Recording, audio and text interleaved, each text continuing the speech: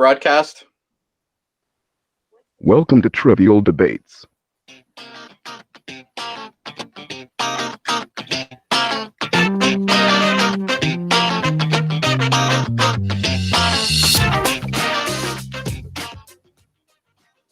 Okay.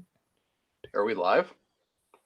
We are on. There we go. Welcome to this month's edition of Trivial Debates, the ultimate pop culture challenge. Ooh. We have some awesome new debates this month.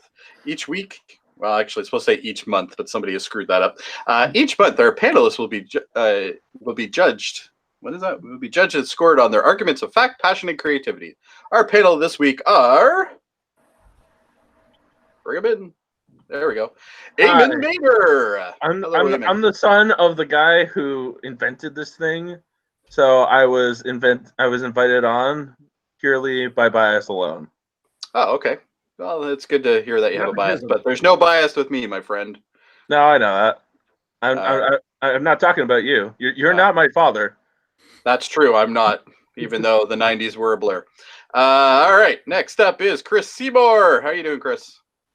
Great. How y'all doing today? I'm here to hopefully continue my streak. Jody, don't talk about my streak. Just say that I have a streak.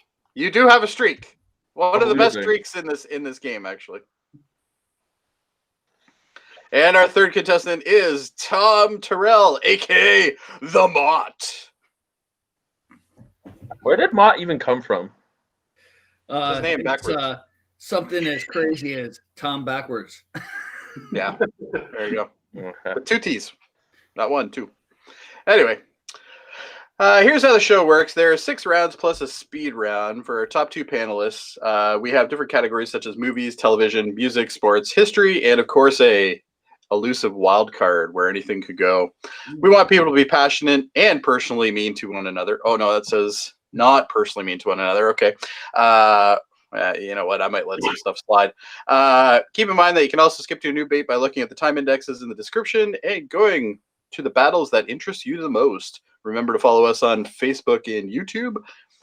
And all links to the information can be found in the description. Make sure that you check our other podcasts as well, which I'm going to not tell them right now. I'm going to leave that a secret. We're gonna tell them about all them podcasts later. So let's get the debate going here. Let's get ready to rumble! All right. And our first question is going to be coming up on the screen. What is the best movie adapted from a TV show? And let's start with contestant number 1, Eamon. So what'd you pick, Eamon? All right, I picked Mission Impossible. The original TV show was, I believe, like a 70s British kind of crime show, or not crime, but like, espionage show. Full disclosure, I have not seen it. But of course, when we talk about the 1996 remake of it and the franchise it spawned, it was definitely a great movie. I mean, you can go back and watch Mission Impossible 1. Like, I watched Mission Impossible 1, and I can say that it is one of the few movies from the 90s that actually has CGI that kind of aged okay, or even maybe debatably well, but that's kind of stretching things maybe. I tend to find that the plot of Mission Impossible is just really creative. Like, when you're at the beginning of the story, you think that they're all going to get away fine, but obviously only Tom Cruise survives, and he has to figure out what happened, and because he's set up, people think that it's him, but it's not. And he basically has to figure out what's going on, who set him up, and how to fix things. And it just generally is a fun movie. I mean, if there's one movie from the 90s that you think of, like the scene of, the scene where they go down in the cage and he's on the zip line, that's one of the most iconic scenes of the 90s, possibly. For sure. All right, Eamon, thank you very much for your answer there. We're going to go to contestant number 2, Chris Seymour. Hey, y'all. Okay, my choice for this great question is 21 Jump Street. The movie, who's laughing already? The movie adaptation of this show was amazing. you know, Jody and I grew up in the '80s. I'm sure we remember early Johnny Depp. It was a TV show about you know what, a young group of cops who had to infiltrate high schools, and it was actually quite a serious show. You know, kind of a police procedural drama kind of show. But the movie took it a step further. It added an element of comedy with Jonah Hill and Channing Tatum. You know what? Tatum he was the jock in high school, and Jonah Hill, who played Officer Schmidt, was kind of the loser in high school. But they met up years later in the police academy. Ended up screwing up on their first jobs as bike cops, and ended up having to infiltrate the high school, which replicates what the TV show was all about. But this time with a comedic stance to it. It was a hilarious movie. They had to find this drug called the holy fucking shit. And they ended up doing the drugs and becoming friends. And Schmidt started falling in love with Molly, one of the students from the high school. It was just an amazing adaptation of the original show. All right. Excellent, Chris. Thank you. All right, Mott, it's your turn. All right. I picked Superman, and we're talking about the original Superman movie. Now, there was others. Okay. Wait, what's the TV show it's based off of? Off of Superman. Superman was a serialized TV show, so that's fine. Okay, I'm just making sure. Mm-hmm. Anyway, go ahead, Mott. So yeah. Anyway, yeah. I guess you had your original. Well, I mean, you want to time out? Is there original? I thought I used to watch the original Superman TV shows. Now, I mean, it might have been called something else, but I think it was Superman, right? And at the time, I guess before that it was a comic book, but at the time it was the most expensive movie to date. I think it was $55 million, and then it came out. It did amazing in the box office, and critically. And I think it's because when we saw Superman, you saw the Fortress of Solitude. You saw where Superman lived. Like, before that, in my version of Superman TV shows that I was seeing, Superman showing up and he's just saying, he's always fooling Lois Lane by taking off his put on his glasses, and nobody knew who Clark Kent was, and that was all kind of fun. He went out and was always saving the day. But then here, when we got to watch the movie, you got to see where his home was, and you got to see these characters from, I think Marlon Brando was in the original. And all right, Mott, you're over time. Big time. All right.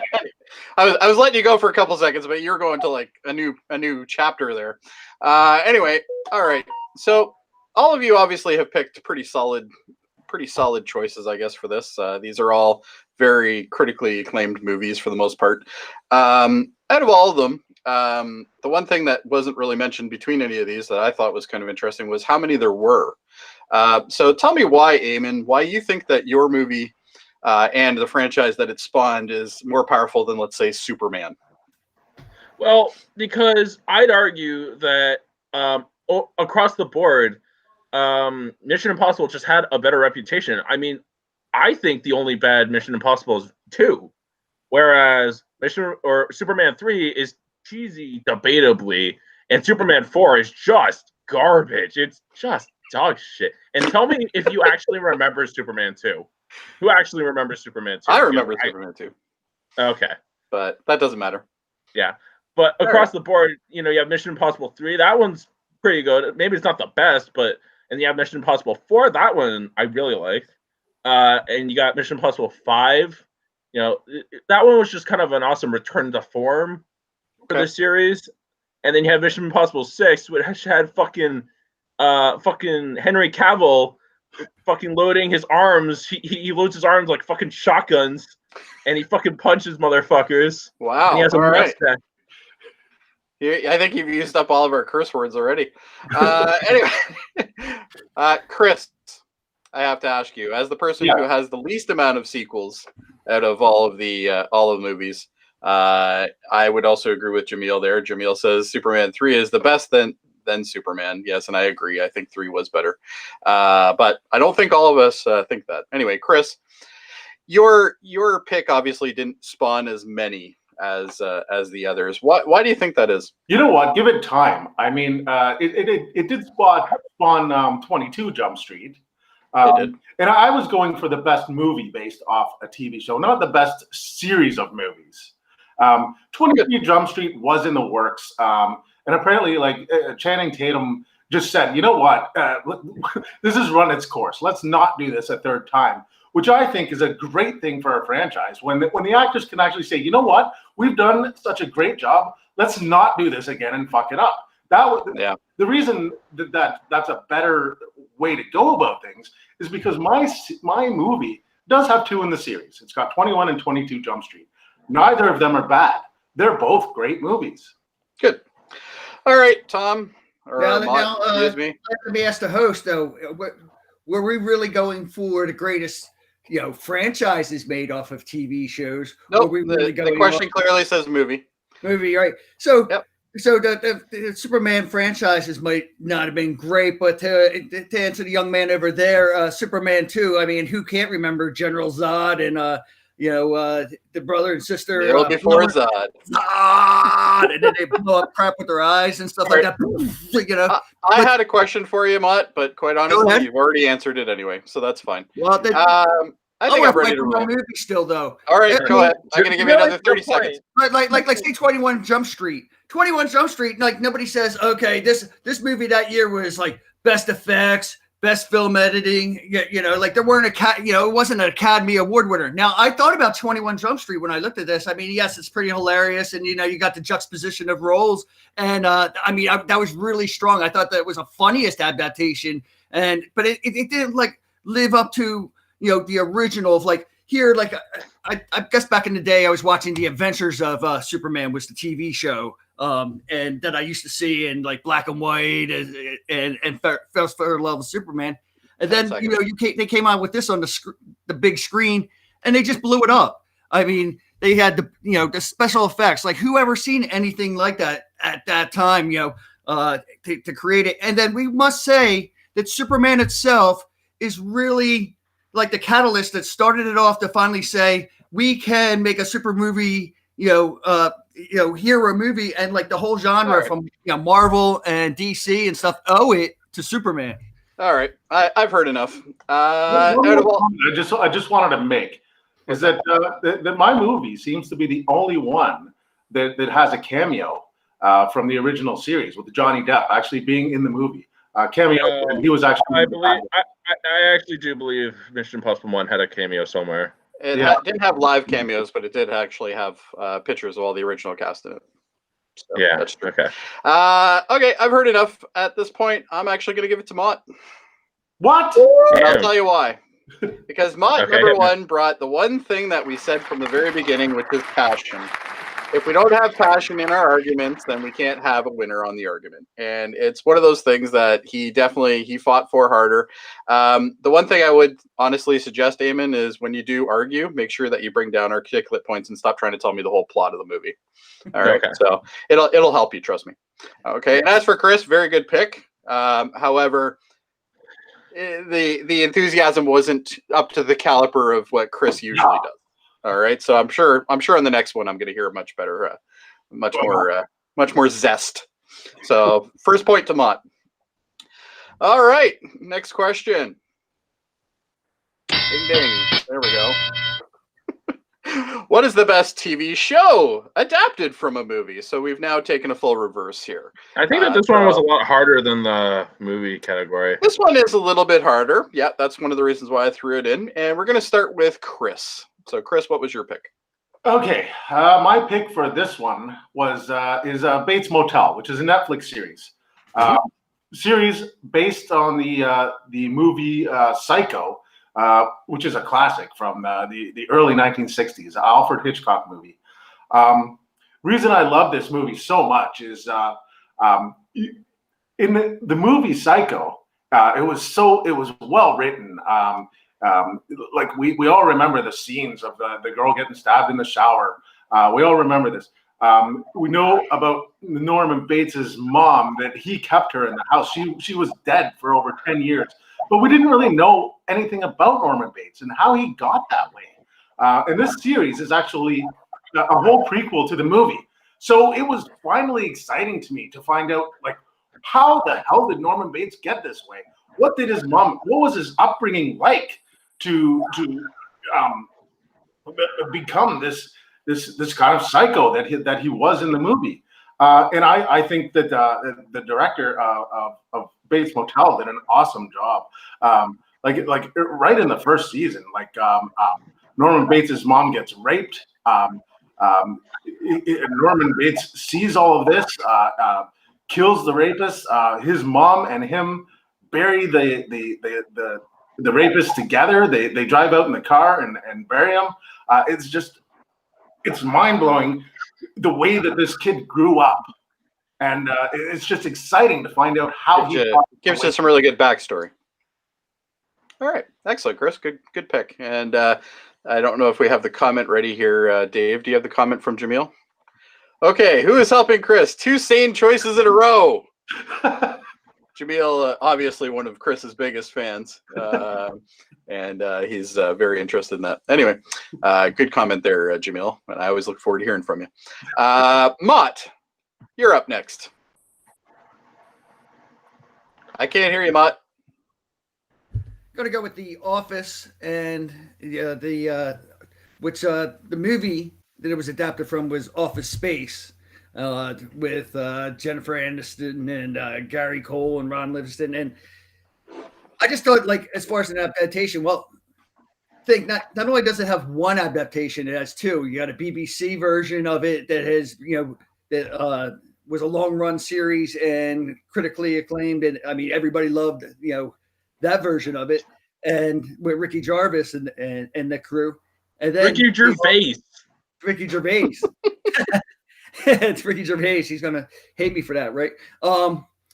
So, and then you have your Steve Carell cast of The Office in the U.S. that ran like 9 seasons, and I mean when I think about The Office, I worked in an office. I worked at a place called Vanguard, and I mean this is a big corporate like behemoth where it's like 9,000 employees, and we have our own vocabulary, and everything was based upon ships and stuff like that. So it's like word swabbage. Everybody had to learn how to, talk a certain way. And watching the TV shows and the movies, I was always having like PTSD because it was such a real experience. Because what's really real is funny. And I mean, I think everybody would say it's one of the funniest shows that we've seen. And every time I still go to watch it, I've get the PTSD. Mott, can you do me a quick favor and tell me what movie that was based on? Office Space. No, it wasn't. No, it wasn't. I was just looking this up. It's not. It's not. It has nothing to do with it. Are you serious? I'm very serious. No. I'll tell you what. You send me a link that proves that your theory, and I won't make you void. How's that? The Office was actually the American version of The Office was adapted off from the BBC version. Yeah, the BBC version was just something that was created. They're both TV shows. So it's moot.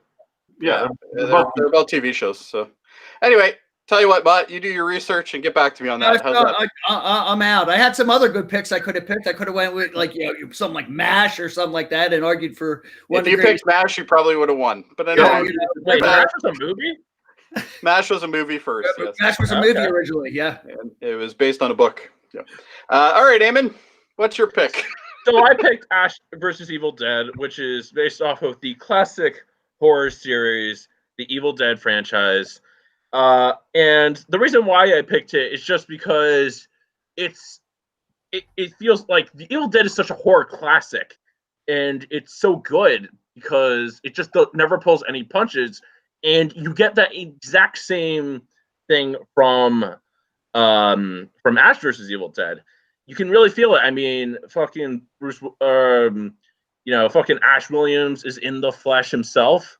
and you got Sam Raimi and his brother working on it as they always did, versus for the original trilogy. And you can really, and it's just kind of more of what I feel like was a trilogy that honestly kind of got cut off a little early.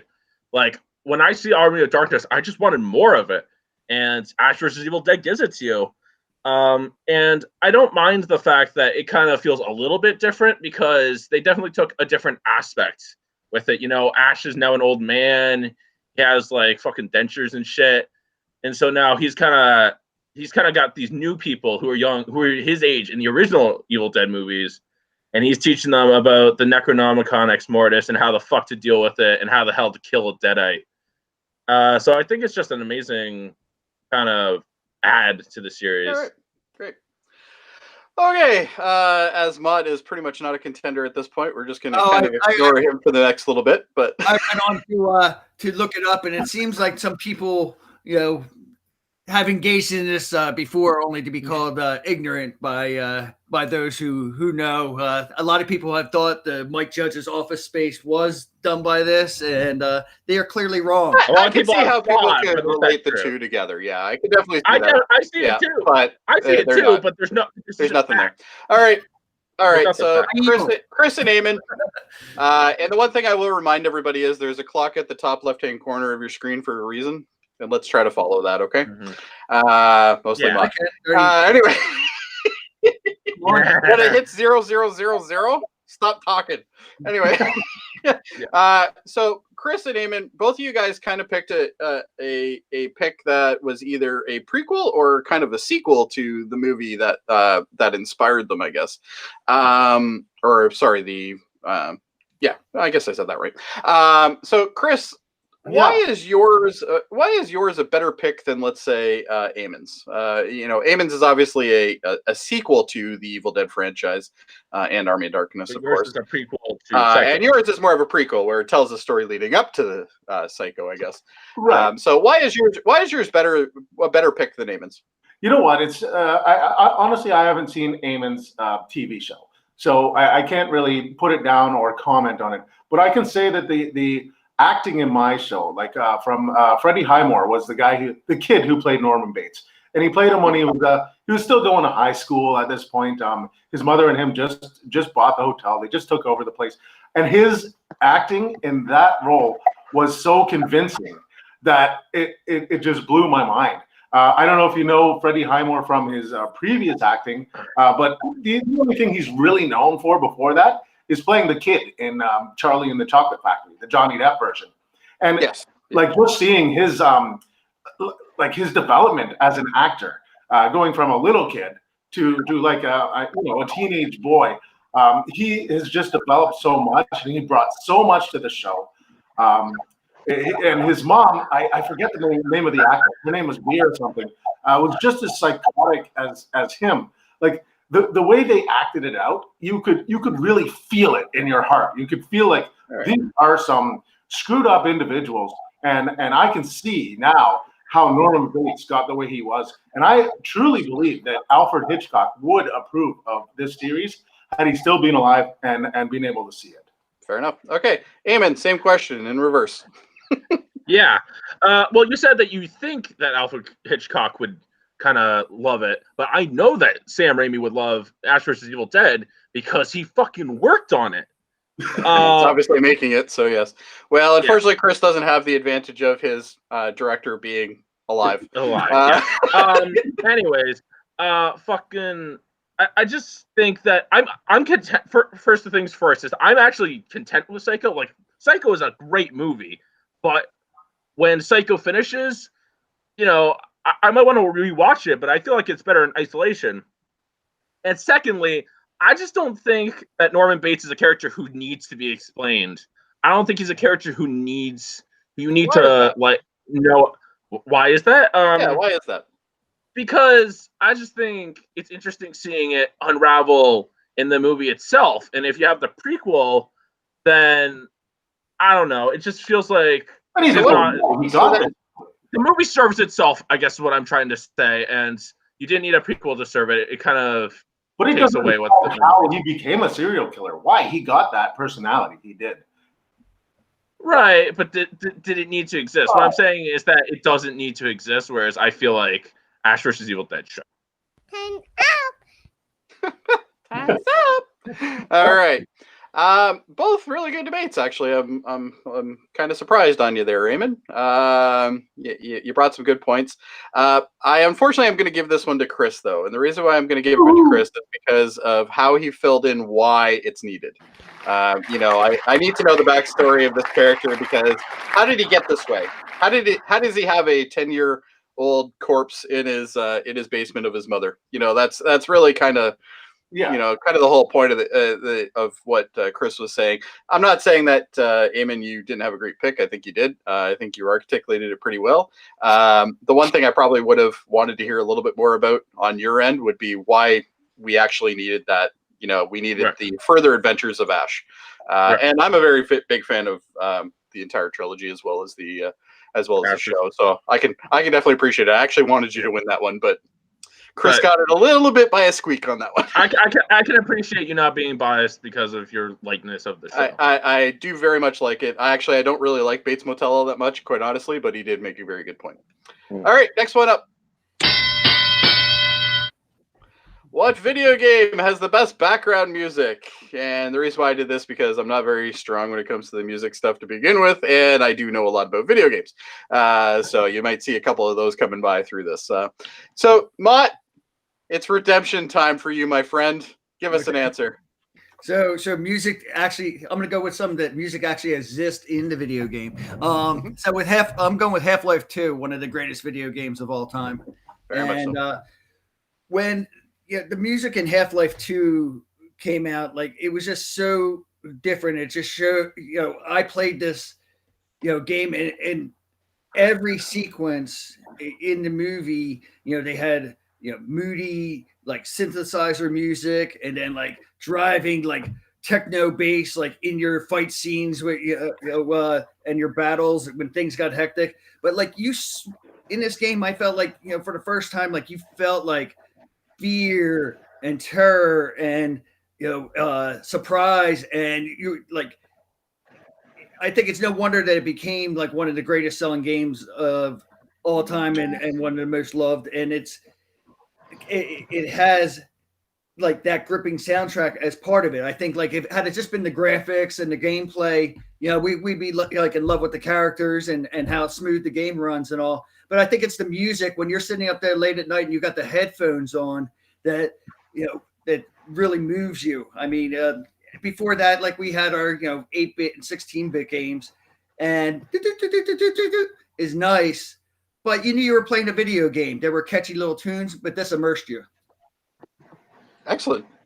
Very good argument. All right, Eamon, you're next. All right, I picked Cuphead soundtrack. And I know, Jody, you said you're not someone who's a big fan of music, but as someone who is a big fan, I'm a very big fan of Cuphead, though. Yeah. The music in Cuphead is basically take a big band from the 1930s and put it into your game. In fact, that's literally what they did. There's a big band in this game. It has a vinyl soundtrack because they listened to vinyl back in the 30s. What they try to do with Cuphead is that they're emulating the style of Fleischer-style cartoons, rubber hose animation. And what would have been playing during that? Because they didn't really have a lot of noise.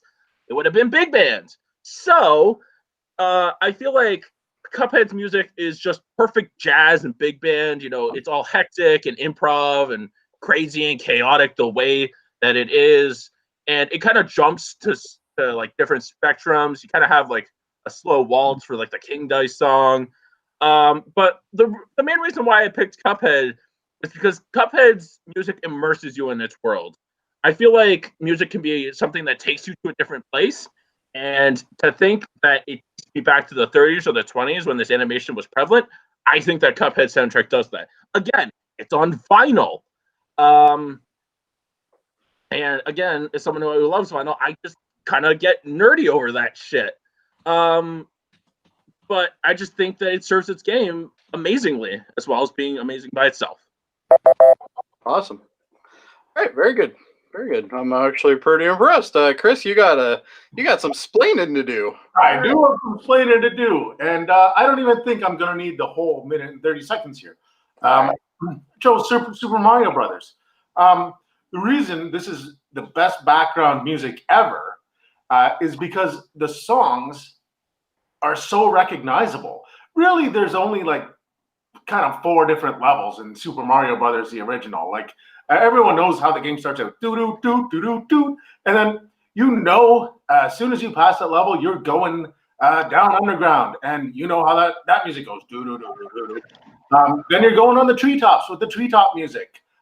Then you're swimming with the swimming music, and then finally there's the castle music, which is like a little bit faster. And the thing about background music is it should indicate where you are in the game. If you're not in a room and you hear, like, let's say the castle music, you know, oh, somebody's out there playing Super Mario Brothers. They're on one of the castle stages. You may not know exactly which one, but you know what this person is doing, what they're feeling. And the songs are so recognizable. Symphonies have played these. People have done piano covers all over YouTube. You can find covers of these songs.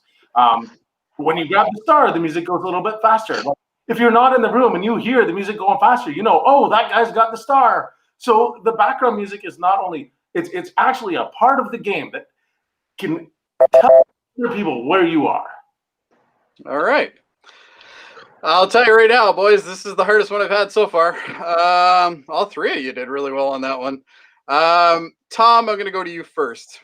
You mentioned that your songs in the game are very immersive.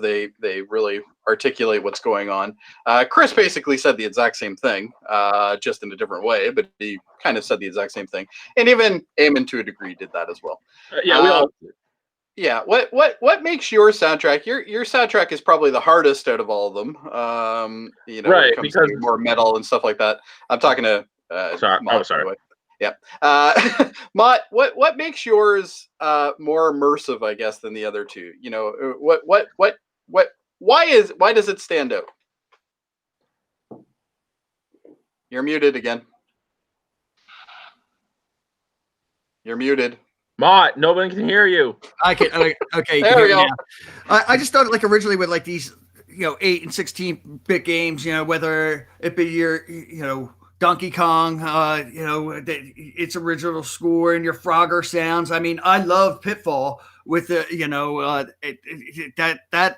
was, I thought, one of the first games that started to use music to really like immerse you through the whole game and change it. Besides your Mario Brothers, which you got to give it up. I mean, it is, a classic. They do symphonies of the Mario Brothers songs and stuff like that. However, like going through that time and just seeing like the evolution of that, like I think we saw in Zelda and stuff, you had your it finally showed that like a video game could be a score, and but you still it was probably limited to like 16 bits at the time. Finally, like you're getting recognition that these people are composers. But then move ahead to music in games like Doom and Duke Nukem and stuff like that, just started like driving you and immersing you in this world. And I think about like another game that came out like from then, Quake, and Quake was done by Trent Reznor. And Quake is very similar to something like Half-Life 2, but it was like the first time that they were using a music like that. And that was the first time I was like, holy crap, like this video game is like real. Like I'm playing something that is like in my, I am fearing stuff. My heart is getting racing. It wants to jump out of my chest. I didn't feel that with Mario and Frogger and stuff like that. They were cute little sounds, but this, it finally, and then with Half-Life 2, I just think they took it up a notch and finally blew the lid off of it and showed where a video game genre. I don't get pulse pounding action from a puzzle game like Half-Life, like Portal. Yeah. Okay, well, we're talking about Half-Life. And Half-Life 2, you do, right? It feels like, I agree. Yeah, it's very immersive. You finally were playing something that was like a movie. You were in it. So Half-Life 2 soundtrack was composed all in-house. It wasn't like Trent Reznor or anything like that. Okay, Quake was the first one featuring Trent Reznor. That's and right, Then, And then they brought that in. And also, like, you got to think about the other video games. What you got the games like all right. Grand All right, Theft Mott, Auto. I'm gonna cut you off. You've taken way too long. Eamon, I don't actually want to hear from you, Chris, because you literally hit everything that you needed to hit. Eamon, why? Yeah, you're talking big band, and obviously Cuphead is a very 30s inspired game. Very, very awesome graphically as well as musically. The thing that bothers me about your pick, quite honestly, Eamon, is the fact that music can be transcribed into a lot of various levels in that game. So, like, for instance, Mott's pick has, there's a level for, the elevator scene. There's a level for this, all this stuff. You're saying that my music is interchangeable. It is a little bit interchangeable. So I want to know why you think that I'm wrong on that.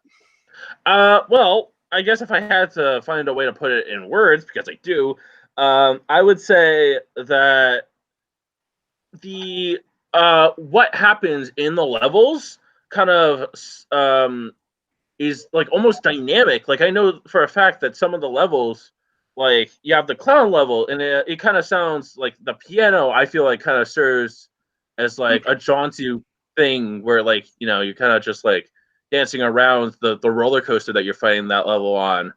And then you got the King Dice theme, which is, to me, very clearly supposed to be like an intimidating theme, because King Dice is set up as this character that threatens you. He's working in cahoots with the devil. All right. And you have the flower theme, where I've always thought that the flower theme of Cagney Carnation, it always reminded me the percussion and kind of just the theme of it reminds me of always like the machine gun attack he has where he shoots the little seeds down. Okay. All right, I'm gonna ask you to wrap that up. All right, Eamon. You know what? You got exactly what I was asking for. Okay, Chris, I'm gonna give you one quick question here. Sure. Let's try to keep it a little bit quick if we can, because we're running a little long here. Chris, why is, obviously you've picked the most iconic out of everything. Literally everybody knows these. Okay. If somebody played the Half-Life 2 soundtrack for some people, they probably wouldn't know what it is. Same thing goes for Cuphead. But, well, you might, but, not everybody would. Mario is something that's kind of universal. So why is your pick better if we can't use the term universal or something like that? Why is yours a better pick than to set the mood than the other two? Well, it was actually written in 8-bit, and I think the music just perfectly goes along with what you're doing. The other sounds you hear in the game, like when you're hitting bricks or grabbing a mushroom, the music is still going, and it just fits in with all the other sounds. It's just music. It's music. It's pleasing to the ear while you're playing this game. All right. Okay, I think I have enough. All three of you did really good, in my opinion. I agree. If I have to go with somebody, I'm actually going to go with Eamon on that one. I think he articulated the point better, especially when I gave him on his second quick rebuttal there. Mott, impressive answer. I was actually quite surprised to get that from you. I didn't think that would be you. I don't think he would. I obviously don't know enough about Mott. And sorry about like going over a little bit. I thought that clock was. I thought I had a little bit left on the clock to. I'm trying to keep it a little lean. That's all. We normally allow everybody to have like 3 to 5 minutes, but I'm trying. I was just going to make some points, like things that followed, like BioShock throughout the years and stuff like that. Like you play other soundtrack, but sometimes I got to go with what the first were, and then I guess people might have looked like Grand Theft Auto. Oh. That's other people's music that set the music. Yeah, I have the advantage of playing all three of these games, so obviously I know all three of them really well. You know our game. I was trying to get the actual answers out of you. That's really what it was, and Eamon kind of jumped a little bit over on that one. So it's a nice play. Well, all three of you are tied right now. That's pretty impressive, especially for anything that I host. All right, next question. What hockey team is best at missing the playoffs? All right, this shit. Now, I'm not going to necessarily go for the one that's got the most, non-appearances here. I want to hear why they did that. So we're going to go with Eamon on this one. Okay, that might be a bit of a problem because I base mine in pure fact. Looking according to records.nhl.com, which is an official NHL website, I have checked this.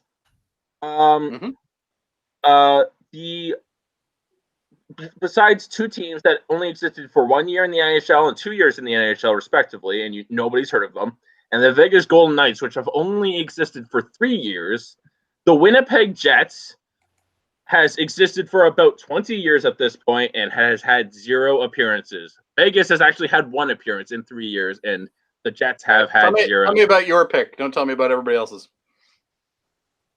Okay, sorry. Well, I just think that the Jets, basically, what I'm trying to say here is that, you're going on pure statistics? Yes. Okay, well, I guess we don't need to argue that anymore. All right, unless you got something else to say, Eamon. I'm sorry, I don't, because that's fine. That was my game plan. You know what? That's fine. All right. Chris, what was your pick? My pick was the Edmonton Oilers. You know what? They had a 10-year drought. It was between 2016. Well, it must have been a drought. And you know what? What's the reason? I don't know. I'll pass this one to Mott. All right, Mott, next one. Maybe I picked a question that wasn't too articulate here. I'm not much of a hockey person. All right, fair enough. All right, Mott, what's your answer?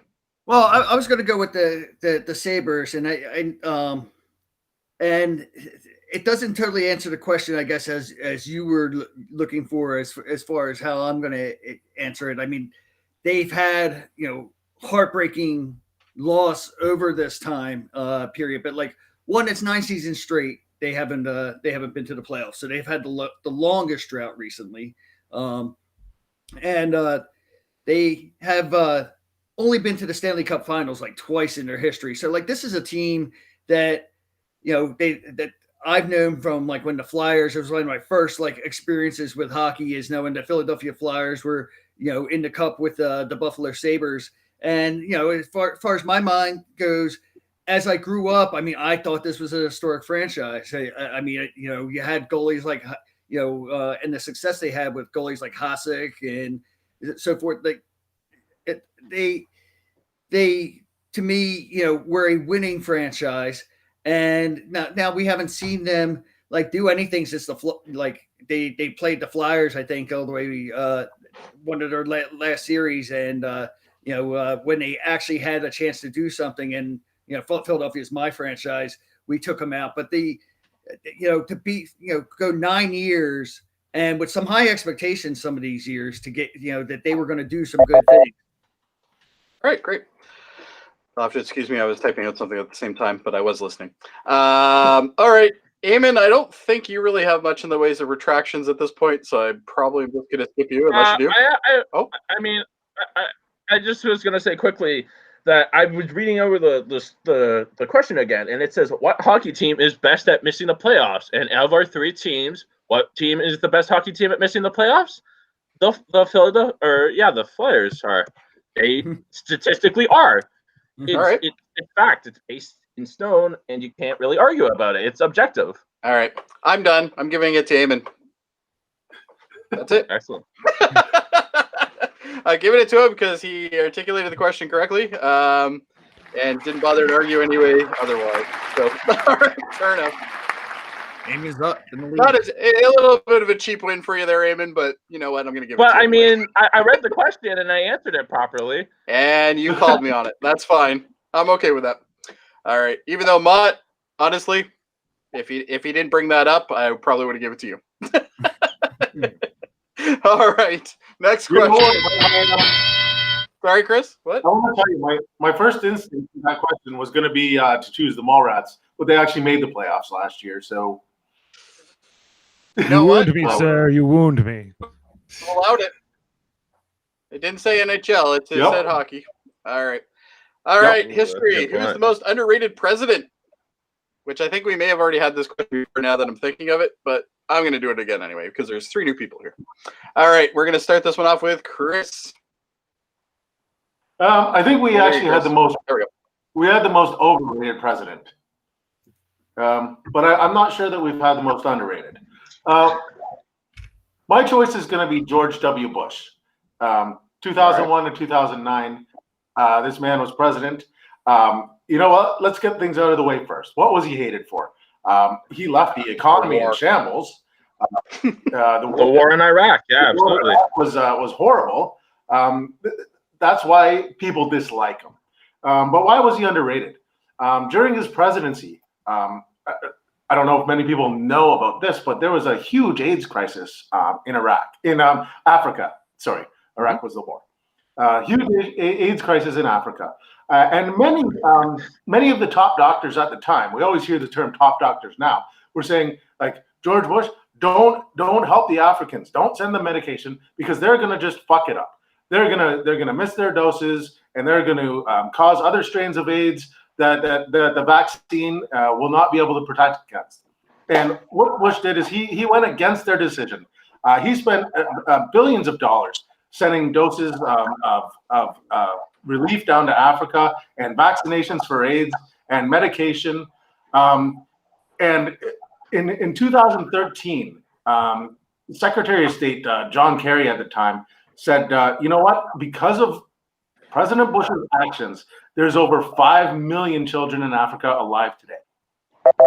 And I think life would trump anything that's the economy is about. All right. Good points. All right, Mott, you're up. Okay, I want to go with James Polk, and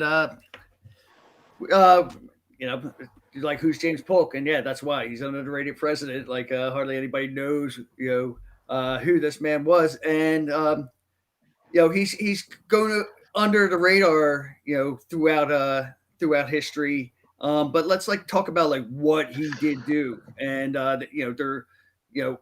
one thing, he came into office and he had a very clear agenda, and he's one of the only presidents to come in and achieve every single one of his goals. He wanted to establish a treasury. He wanted to lower tariffs with especially with England throughout the world, and it was actually one of our lowest tariff periods of the time, and establishing the independent basically the precursor to the treasury, changed our monetary system, as we know it today.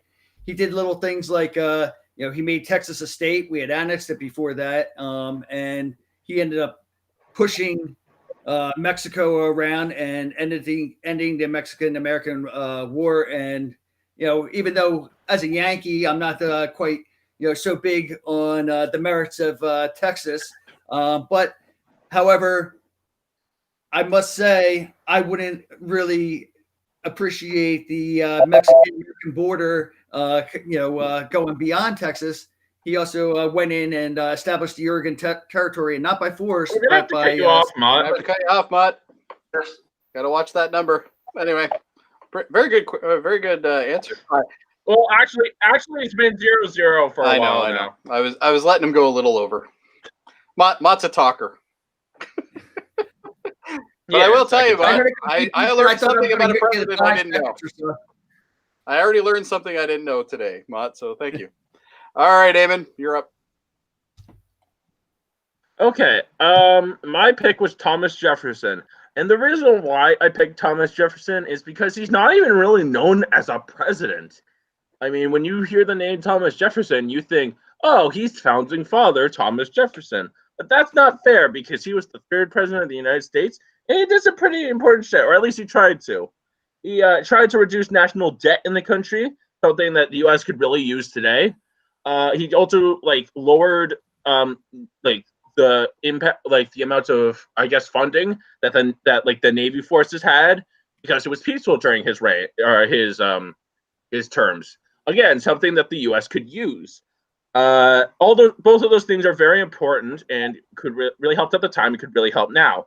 But one of the most important things I think he did is that he purchased Louisiana in 1803, and that changed the geography of the U.S. forever.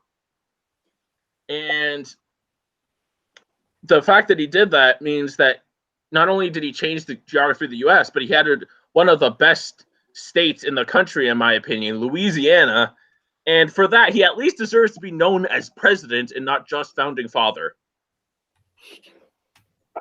All right. Eamon, good job. I learned something else today. I'm just learning today like there's no tomorrow. All right. Actually, all three of you actually have told me something I didn't know. So I'm pretty impressed with that. This is going to be a hard one, guys. Mott, I'm going to start with you. Okay. Mott, obviously Polk being probably the least known out of all of these. Kind of gives you a bit of an advantage. Plus, you're also American, so that also gives you a little bit of an advantage as well. Is he the only American here right now? He is the only American here, yes. But we're glad to have him. Mott, why is your presidential pick a pick more worthy of the underrated president title than, let's say, Jefferson or George W. Bush? I'll give you one thing, kind of relevant to today. This man came into power, set up an agenda, accomplished it, but he was only a one-term president. And he was a one-term president only because that was also part of his agenda. This man swore to come in, do what he needed to do, accomplished every single one of his goals, and stepped away. Unlike someone who is refusing to leave the house at the moment. Good point. All right, Chris. George W. obviously probably the most hated out of all of the three picks here. But you made some very interesting points about why he's also underrated. Why do you think he's so hated, and why do you think he still deserves that title anyway? Well, we got to remember when George W. Bush became president in 2001, 9/11 hasn't happened yet. 8 months into his presidency, this shit happens, and we know it affected the whole world. It started wars. The Americans were angry at that time. The president at the time had to do something. Rightfully so, though. You know what? He had to do something. Wait. No, that doesn't make sense. If he got elected in 01, then how was he president? Because he was inaugurated in January. And September 11th obviously happened in September. Right. But I just thought that it was November for that's when he won. But he doesn't actually come into power until January. All right. Anyway, keep going, Chris. You know what? And the problem is the news coverage at the time wouldn't allow for anything other than coverage of that, than coverage of the war, than coverage of the 9/11 attacks, then our revenge, then Saddam Hussein, and weapons of mass destruction. It was all that was on the news. And the fact that this president helped, he sent vaccines to over 13 million people in Africa and saved millions and millions of lives. You can Google this. It was called like the President Efficiency Aid Relief Program or something like that. I don't remember the exact name. And like I'm saying, it's saved millions and millions of lives. All that we hear about George W. Bush is the bad stuff, because unfortunately, the bad stuff was going on during his presidency. 9/11 was not in his control. He didn't ask for this. He didn't want to take on the task. No, but the war in Iraq. The war in Iraq was definitely partially him. Yeah. All right. Fair enough. Thank you, Chris. Had to be some retaliation. All right. Thanks, Chris. Eamon, you picked obviously a very popular. As you said, not necessarily popular as a president, but popular as a person. No, a popular person. What makes your pick better than, let's say, Mott's or even Chris's for that matter? I'd say, compared to Chris's, first of all, in the original segment, he actually spent more time shitting on Bush than he did saying good things about him. He said, he started the war in Iraq, but he did all these bad things. But hey, at least he vaccinated a bunch of kids in Africa. That makes up for all the genocide he caused, right? And all the racism that he kind of fueled. Because Eamon's bringing the A game here. All right. Also, George W. Bush is not he's definitely the most popular person here. You ask 10 people in America, 3 of these presidents, I guarantee you the most people are going to recognize is going to be Bush because he was alive in our lifetime. One of the founding fathers. They're taught that in school. Comparatively to somebody who probably affected their livelihood, yes. All right. I think I've heard enough.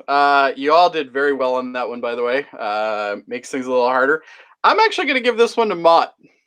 And the reason why I'm giving it to Mott is, number one, he started with a president that isn't very well known. I didn't know a hell of a lot about Polk to begin with. And he articulated all the points that made him a good president. So well done, Mott. Yeah. All right.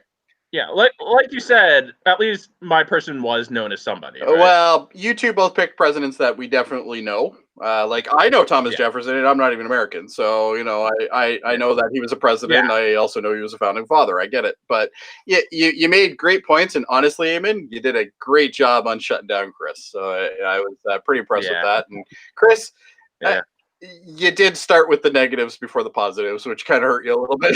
You had more negatives than you did positives. To be underrated, in my opinion, people have to dislike you. They can't like you. You can't say a president is liked and underrated. I can see where you're coming from on that, but in reality, underrated just means that not as well regarded as others. It doesn't necessarily mean they're bad. Polk, I don't think caused any mass genocide or anything like that. So, obviously, we're okay there. But no, I get where you're coming from, Chris. I think all three of you did solid on that one for sure. All right. Next question. All right. What video game system needs a classic treatment that doesn't already exist? Now, what I'm talking about is those little tiny portables that you can always see, or the little tiny systems like I have, for instance, here, my SNES Classic. SNES I have my Classic, Super Nintendo Classic. I got some PS1s and all that. I'm a very big video game guy, as you all know. Mott, what system do you think we need to have hooked up to our TV right now to play? Okay.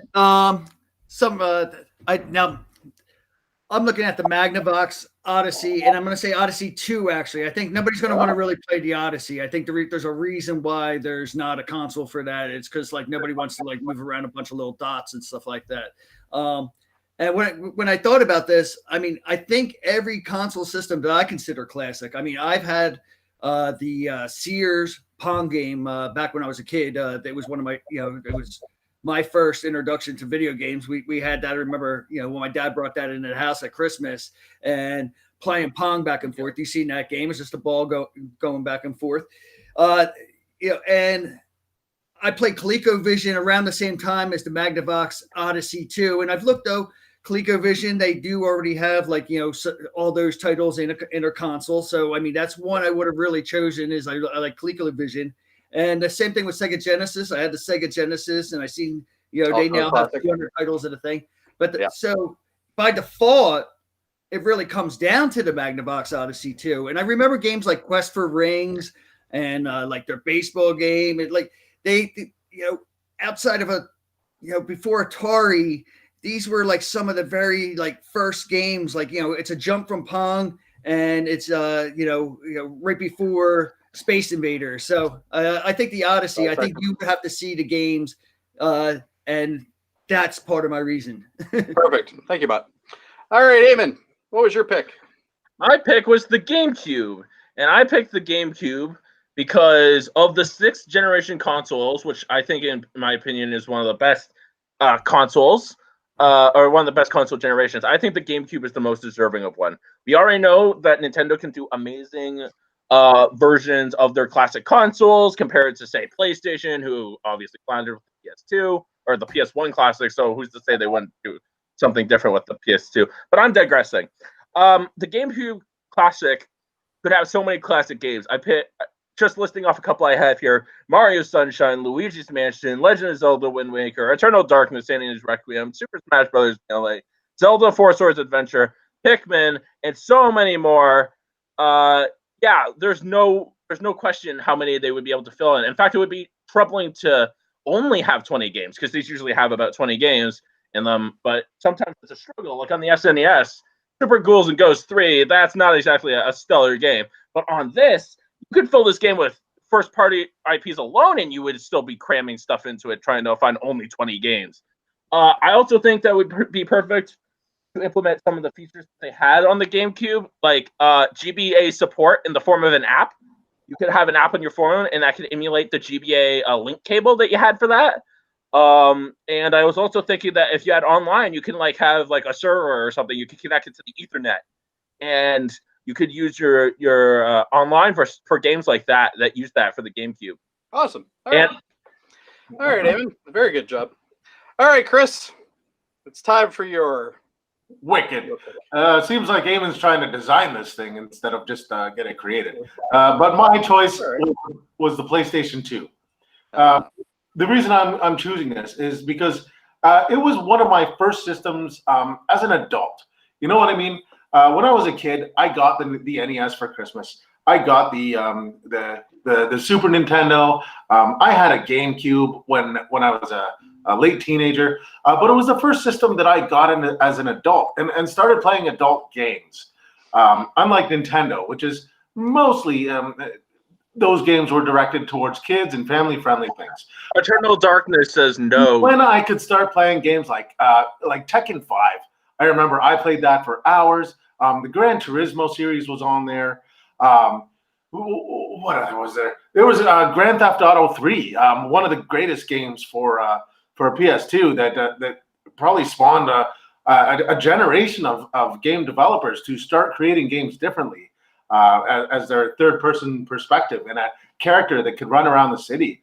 Also, Need for Speed. This kept me entertained for hours. It was also, I feel, the PS2 was one of the last consoles that you could actually own and not be connected to the internet. And that's what I want to see in a retro console, is to not be connected to the internet. All right. Well, I'll say all three of those are pretty solid picks, especially from my background. I'm actually surprised at you, Chris, because there's one game that you should have picked because you have a tattoo of it. Well, Katamari Damacy, I didn't. Yeah, but anyway, I won't hold that against you. All right, Mott, I'm going to go with you first. And the reason why I'm going with you is because out of everybody's pick, yours is the one that doesn't graphically shine. No, And also, not at all. I didn't even know that the Magnavox Odyssey had a second installment. I think the second one actually outsold the first one, if I Yeah, remember. But anyway. But I can't say I'm very much up on Odyssey, The but point I I do saw know. though is at the time that they were out, they were the 7th leading selling game system of the time. Which back then might not be that great. But anyway, that's not helping you, Mott. Let's put it that way. I believe they were only It was 7. all Pong, man. What's the 7th best-selling game system right now? Probably the PS2. Right now, the GameCube and PS2 are both in the top 3 or top 5, I think. Well, if you go best of all time, the PS2 definitely outshines the game. Definitely wins, but Really though brought. All right, let's get back to the question. All right, the question is, Mott, these two guys picked obviously systems that graphically could look pretty decent on a newer TV right now. Yours is pretty much just blocks and blips for the most part. What is it going to give us if we get an Odyssey 2 that we can hook up to our TVs right now? What's that going to do for us? I don't know. I think it's more nostalgia more than anything. It's the question was, what one needs the classic treatment that doesn't already exist. And I think like for people like yourselves who love video games, like I had every video game system like as they came out. If I didn't have the one, my friend had the other. So like if you didn't have the Atari 2600, your friend had a television, the other friend had a ColecoVision, somebody else had Magnavox too. And but I would say like, oh yeah, it'd be awesome to have an Atari console like this. Why? Look it up. They have an Atari console. They have a ColecoVision console. They have a television console. And so when I think about so your point is more classic, right? Right. So these games would still thrill someone just to play on a basic rudimentary level, but just the fact that the gamers and everybody could see this is like the advent of what people did back in the day to play video games, and you would play it for a few days or whatever, and it could be just something that sit there like, hey, dot games can still be fun, but like one of their biggest games at the time, Quest for Rings, was really like groundbreaking. It reminded you of Dungeons and Dragons and Lord of the Rings, and it was kind of like those arcade games you played at the time. So it did give you something like that for one of the first times that you took that into your home and you really had an immersive video game that told a story that you played like that. Awesome. Okay. I think like Dragon Slayer. I just like to point out quick. Sorry, I just like to point out quickly in between arguments here. Jamil, Master System already has a classic. I'm not totally sure you're right on that. Really? I'll have to check that one. Anyway, hatred for Ghost is not acceptable. I agree with Jamil on that one. That is unacceptable. Anyway, it happens. Now, obviously, both Eamon and Chris picked more graphically heavy ones. They're looking more for the younger generations, I guess, in a way, because the older generations will appreciate the Odyssey and the Ataris and stuff like that. I myself grew up with an Atari 2600. That was my first system, so I can relate. Chris, you mentioned that more adult titles would be where your system would kind of go. Not on the internet and adult. Can you explain a little bit more detail why that would be a good thing? Well, games like God of War was an amazing game. It was a mix of action. It was a mix of puzzles. You had to figure shit out along the way. You didn't need to interact with other people. It didn't need to be on the internet. It didn't need to be updated constantly. I didn't turn on my PlayStation 2 and say, "Oh, you've got to download new updates, so you can't play your game for another half an hour while these downloads happen." I just think that was great about the PlayStation 2, and I think it was one of the last of its kind. Although the PlayStation 2 could connect to the internet, you didn't have to for it to be enjoyable. Yep. And Mott's pick, I would say that this game system doesn't need to be created, because what would they sell it? They would sell it for $89, and you would have yourself a half an hour of fun and be like, "I'm never fucking playing this again. This was stupid." Yeah. Wow. Okay. All right. On that note, let's go to Eamon. Eamon, what makes your pick the better pick out of all these? I think that what makes the GameCube such an amazing pick is that it just kind of, if I had to explain it, because I do, putting it in words would be to say that it just kind of, it captivates an era for Nintendo. It has some of their best games. It would sell crazy because I think we're right in the era where GameCube games are becoming the hot thing to remember about, to reminisce about. They have gone up in value recently, yep. The Nintendo is a very classic brand, so no offense to PlayStation, but it's just more iconic, honestly. And I never said that internet was required for the GameCube.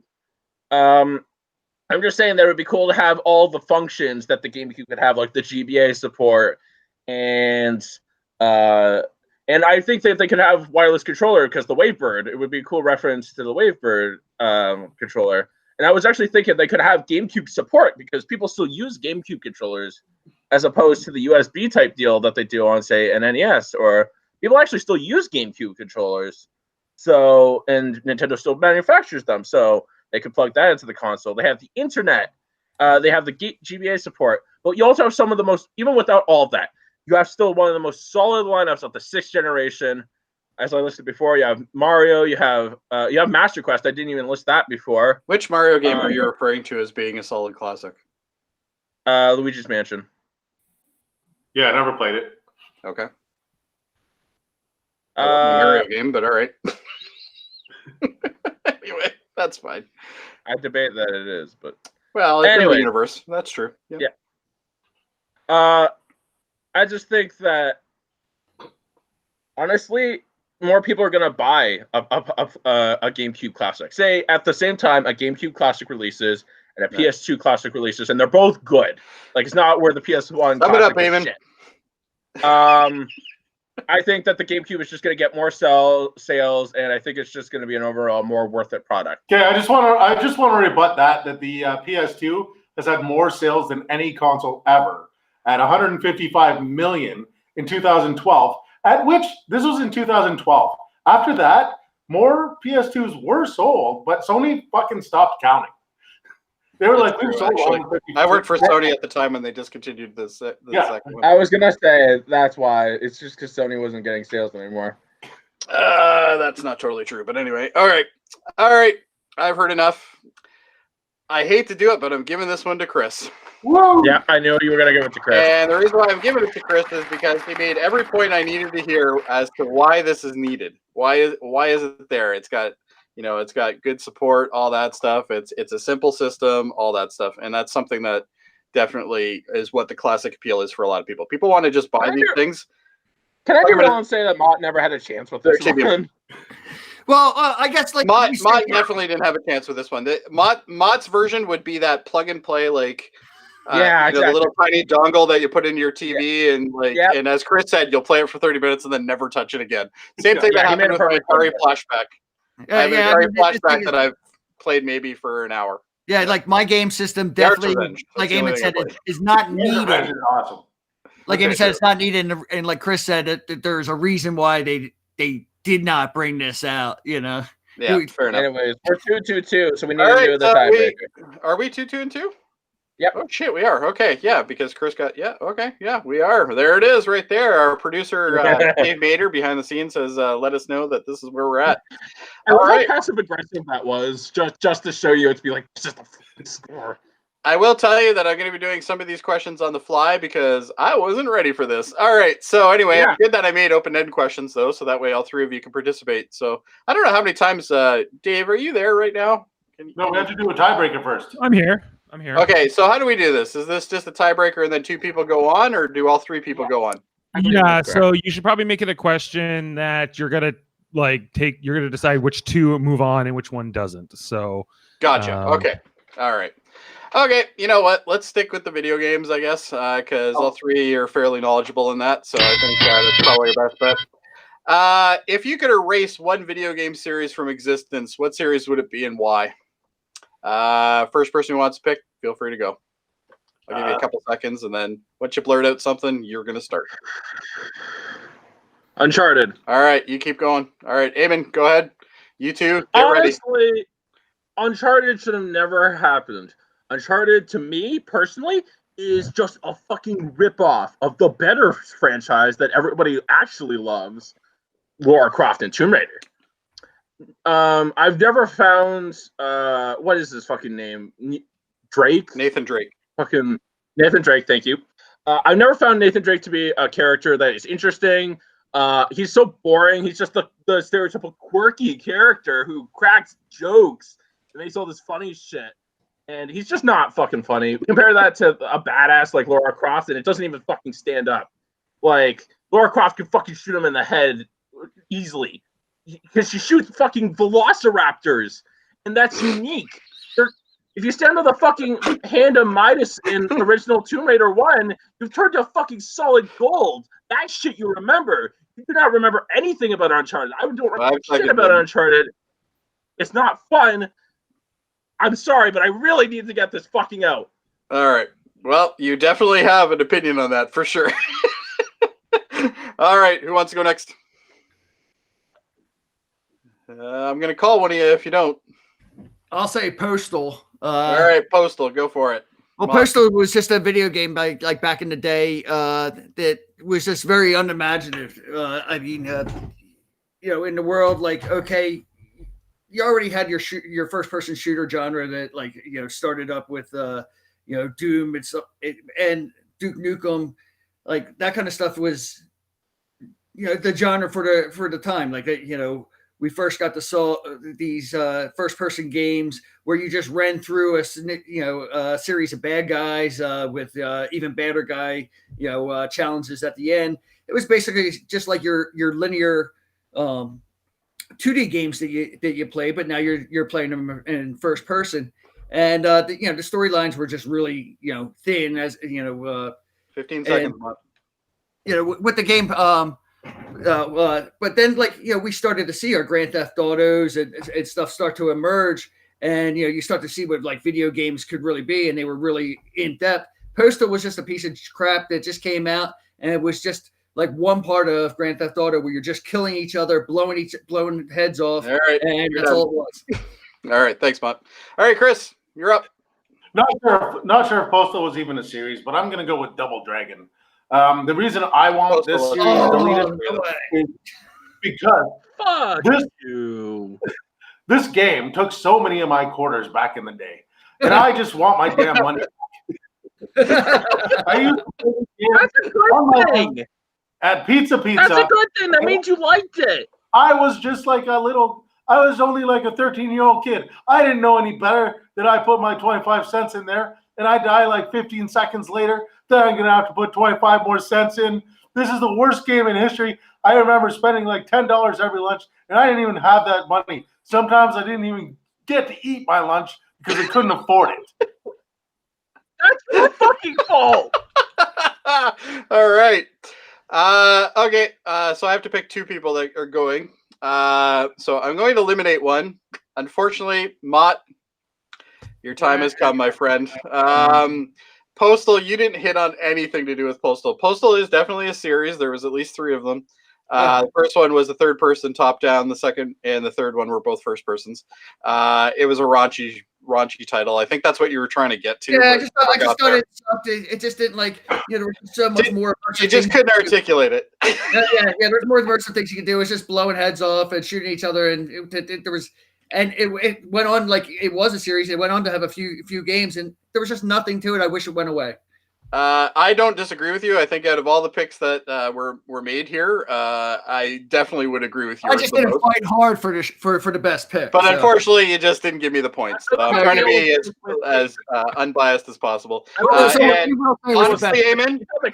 honestly, Eamon, I have no idea what the fuck you're talking about. Uncharted is a great series. But anyway, that's fine. And Chris, I think they really hit the nail on the head when it came to getting money out of you. So that was good. So anyway, all right. Oh, bye, Chris. I can't believe someone had a more terrible choice than saying Uncharted. I actually didn't kick him out, Jamil, but that's fine. But he at least made some good points. All right. Well, Tom, I'm sorry to say that your time has expired, but I appreciate you being on, and I hope you kick around at least and stay around for a bit.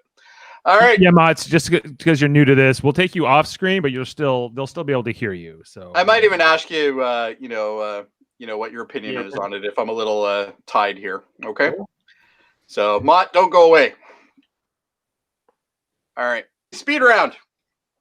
And funny enough, this is going to sound very familiar.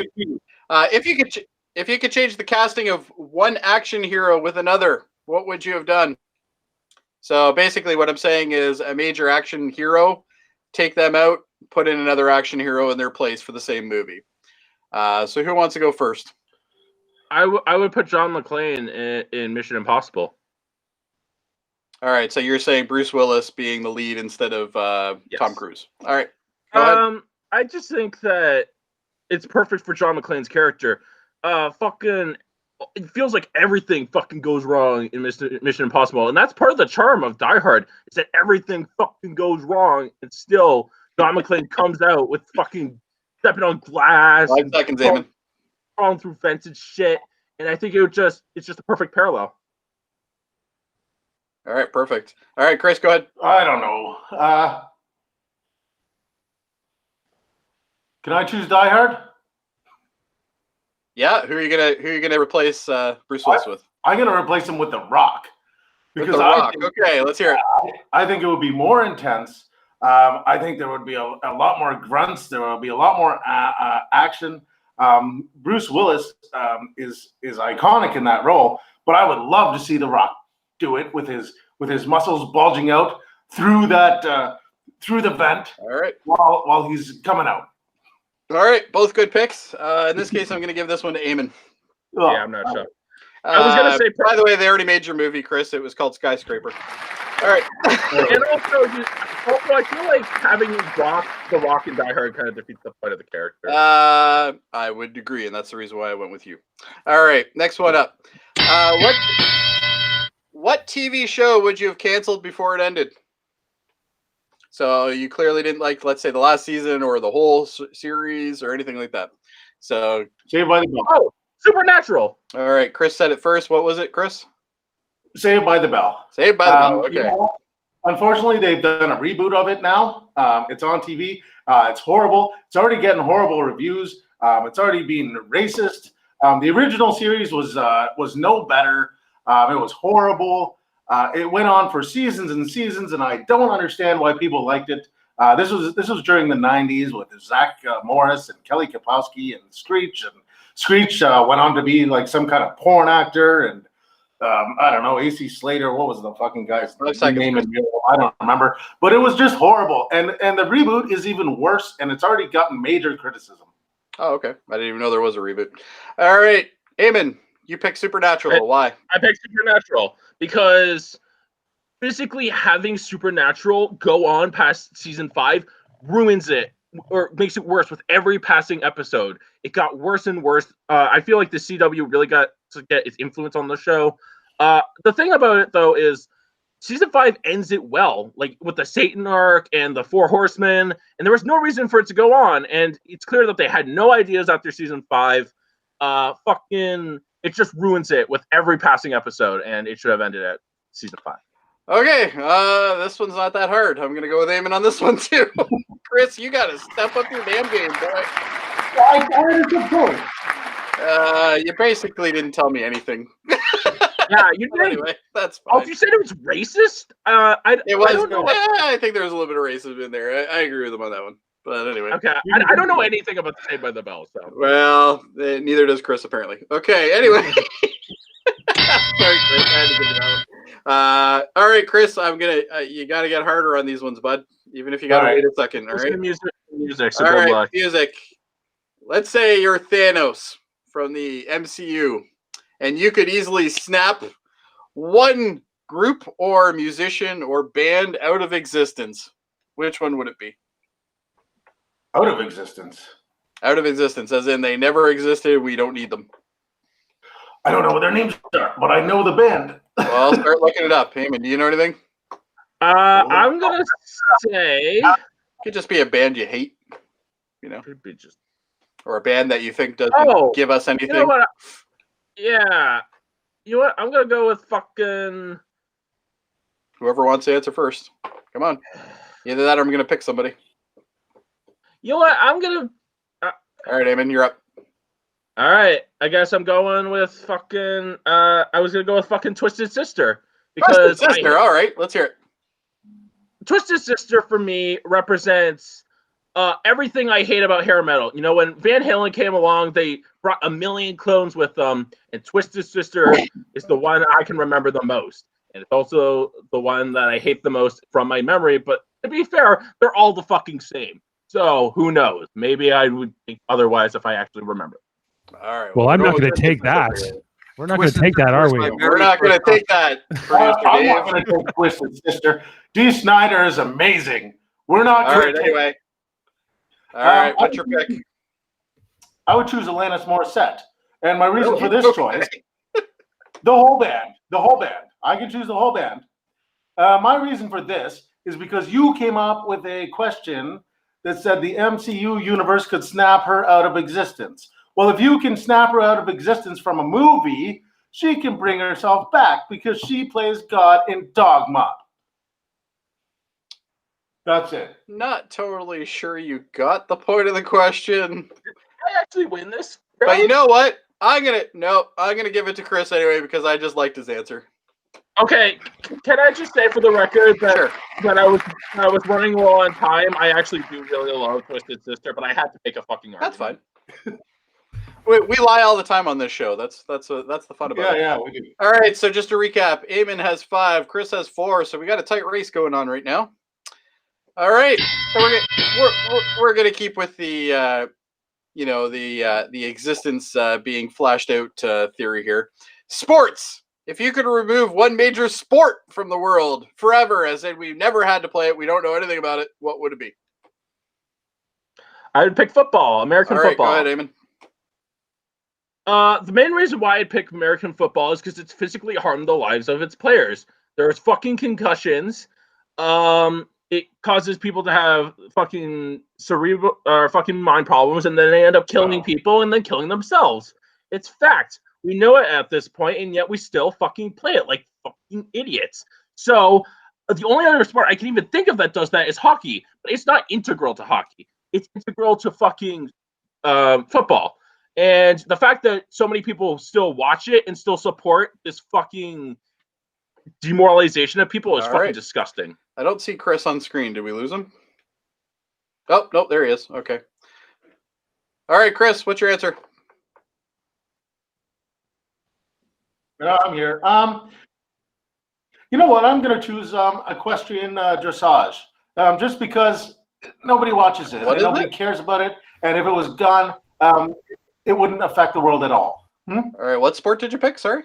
It would equestrian dressage. Oh, that's where they dance. That's horse shows. That is Yeah, that's horse shows. that's when people sit on a horse and the horse dances around, and it prances. And I don't know, they call it a sport. It's in the Olympics, so it must be a sport. But you know what? It wouldn't affect the world. I think if football was gone, there'd be a lot of angry football fans. Football brings joy to a lot of people. No, they wouldn't be. Never existed. They wouldn't be because they wouldn't remember it. Yeah, never existed. And also, I'd like to point out that equestrian dressage, as he points out, has no impact, but mine does have an impact. And Can't that's argue what's with that. important. Eamon gets the point. I would have accepted baseball. That would have been my answer. But anyway. I think both of you guys like baseball, so that probably wouldn't happen. Yeah. See, All right, so I like Chris, baseball solely because it's nostalgic. it's step up the game time, my friend, because we only have 2 questions left, and if you miss either one of them, you're gone, and Eamon wins. So, time to step it up. Let's go. All right, Yeah. we're going to do the existence thing again, because I'm not that creative. All right, in history. What's up? You had like 10 minutes for this, No, to be not at fair. all. You had like Anyway. 10 minutes for this. to be Hey, fair. wait, producer Dave runs the show. You don't. All right. Anyway. All right. If you could remove one war or one excursion, one conflict in history, completely erase it so it never happened, which war would you remove? Or conflict? I'd remove the Cold War between War. Russia. Yeah, between Russia and the U.S. All right. Tell us why. Just because this war didn't actually have any physical violence. There was no reason for it. Nobody actually died because of it. The reason I would remove it is because the world would have progressed so much better if it didn't exist, and countries wouldn't have started accumulating nuclear weapons. The Cold War is what prompted the development of nuclear weapons and the stockpiling and other countries trying to get them. And it just caused a worldwide dilemma that we had enough nuclear arsenal to destroy the entire. All right. Good point. Eamon. World War I. Simple facts. World War I, if it didn't happen, we wouldn't have World War II, we wouldn't have the Korean War, and most importantly, to Chris's argument, we would not have the Cold War. If we had no World War I, we wouldn't have any fucking Auschwitz or any of that shit. We wouldn't have so many dead bodies. We wouldn't have the trenches. And if World War I never existed, both my war and Chris's war never existed, which means that it technically is objectively better. I don't agree with you on that, but all right. I don't see how that war being removed from existence means that none of the other wars would have happened, but It would just have made World War II be World War I. that's right. Yeah, No, it wouldn't it's be. not like it was a wouldn't be. sequel or something like that. No, because World War II wouldn't have happened because the impacts. World War II would never happen because the impacts of World War I are what caused World War II. Well, there is some direct correlation, yes, but It was 1914 to 1944. It was like there was like 30 years in between. There's other shit that went on in that. There was time. a lot of stuff that happened. Yeah. You know what? I'm going to give this one to Chris, Okay. just because I didn't really like how you articulated your points on that one. So, That's fair. but that's okay, Eamon. You've done fabulous during this entire show so far. So you're doing good. Better than Chris, actually. I'm even surprised he's here. But anyway, Yeah. I'm just kidding. I thought I was going to be fighting Mott. I'm not going to lie. What's that? I thought I was going to be fighting Mott. I'm not going to lie. Mott was very close. Hopefully, Mott's still listening. All right, so Eamon picked Chris 5. Chris, you got to get this to get to a tiebreaker. If you don't get this, Eamon wins.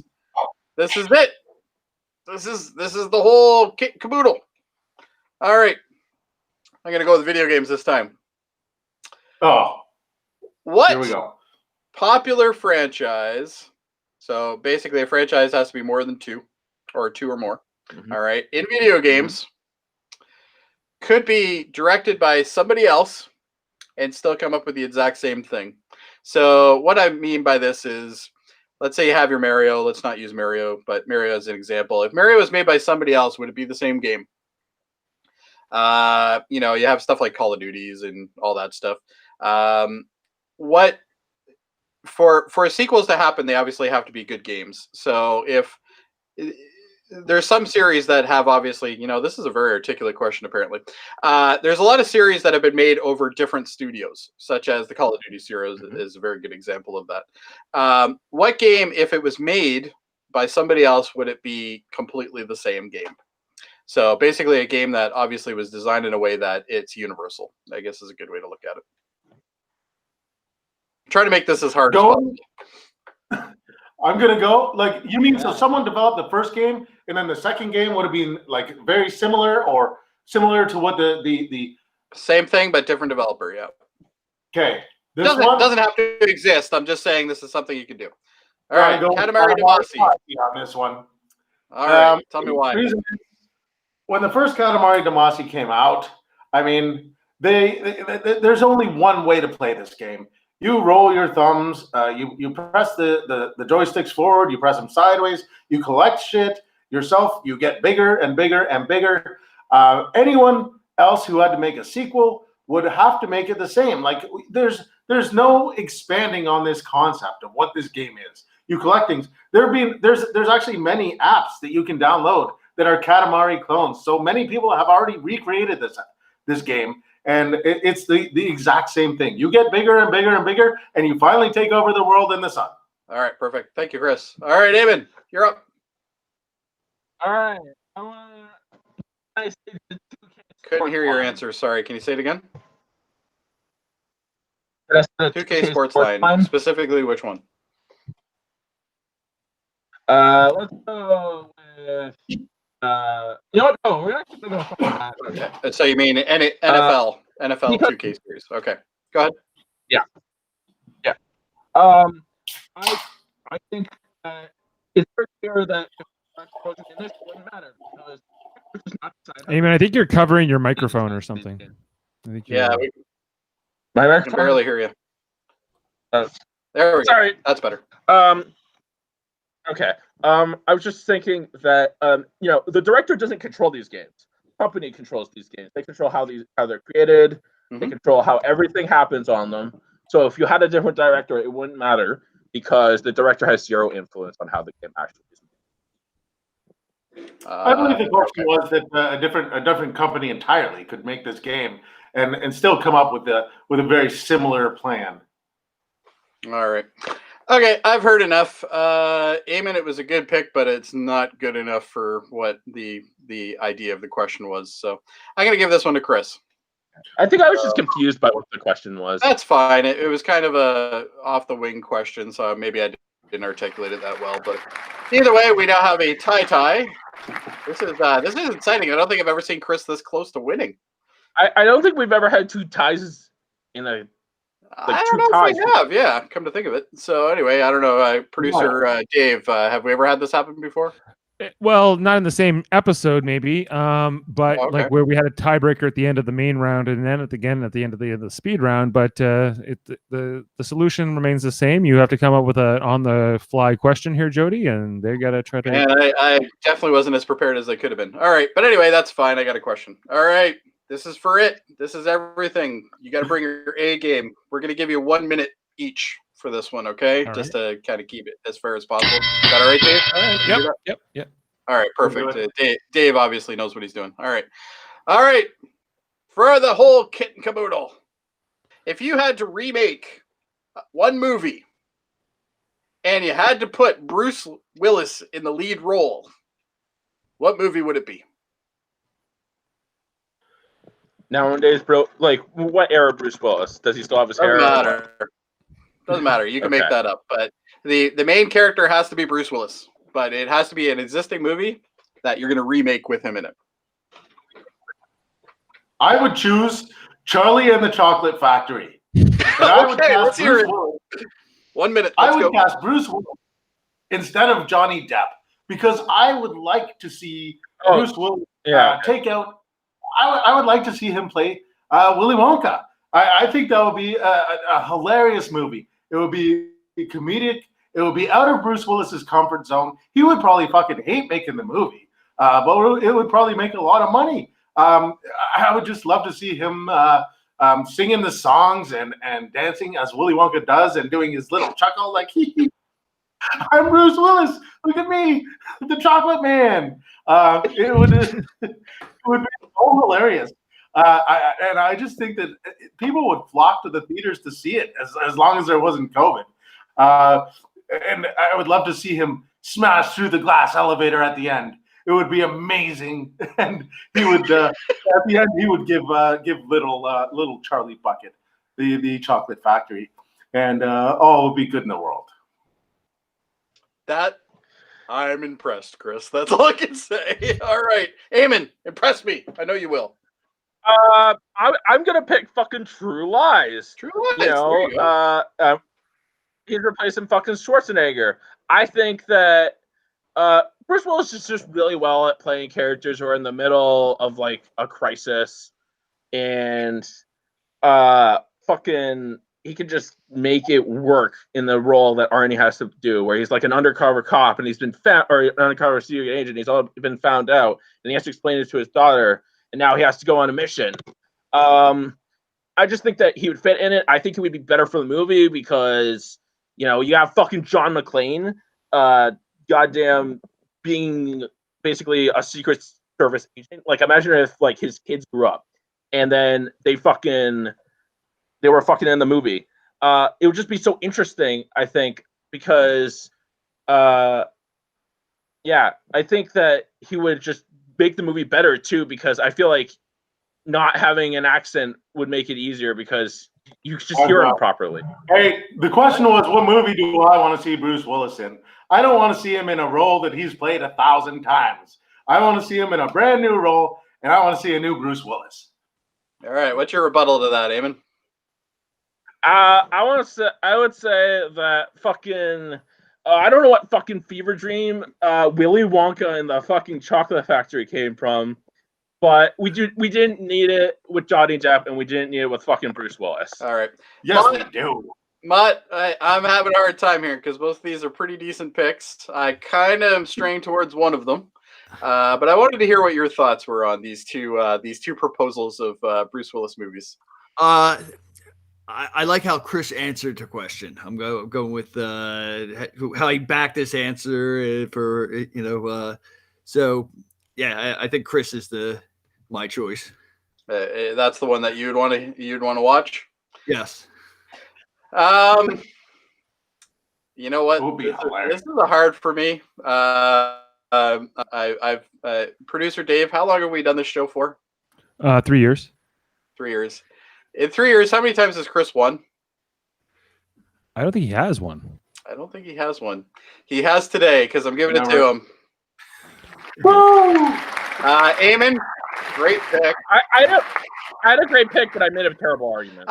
Your argument could have used a little bit more. You basically sold me on a movie that already exists, which is pretty much every Die Hard movie.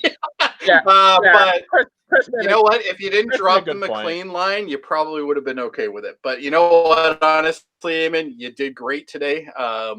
I didn't know who was going to win out of this one because all three of you guys kind of argued the same way. Very, very close. But let's be honest. Chris has won this one today, and it kind of saddens me to give him his first win, but it was well deserved. And Eamon, very, very good fight. So my hat's off to you, even though I'm not wearing a hat today.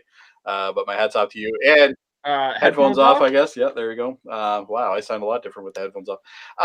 But anyway, great all around, everybody. You guys did fantastic. Congratulations, Chris, for being your first win.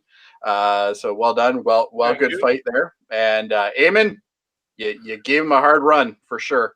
Mott, not so hard, but you know what? It was a lot of fun having you anyway. I started backing Chris's points. I'm like, yeah, that was a good point he made. That's the problem. Is I can't be biased. You know what? I actually, out of the two movies that these guys were arguing, I probably would have watched Eamon's before I watched Chris's, but Chris made some very good points on that. So. But Chris had the better argument. He did have the better argument. Speaking of arguments, sometimes we get into them. Dave, wouldn't you say? Especially on some of the long living podcast type stuff that we do here. We do various ones. Dave, you want to quickly give us a quick shout out on which ones those are? Yeah, absolutely. Thank you. Just to come in here for a minute. So thank you for watching today's edition of Trivial Debates. Big thank you to Jody for hosting and making the tough calls on these rounds. And our Very great tough calls. Here we do this show once a month here on Trivial Debates here on YouTube and Facebook. We also have our other channels, including Super Mader Brothers Podcasting. That's where my brother Jeff and I and Jameel, we all talk about Survivor and Big Brother and some other shows over there. And also our other channel, Live Long and Podcast, which is a Star Trek focused channel where we talk about Deep Space Nine and original series, and we also cover new shows like Star Trek Discovery and Lower Decks, and we also do Star Trek Radio Theater, where we reenact some scripts with some fun voices and do some things there. We just finished up the first season there, so check out all those great channels and from Super Mader Brothers Podcasting family. Alrighty, all right, perfect. I don't know where I am now, but there we go. All right, I'll eventually come back, I'm sure. There I am. All right.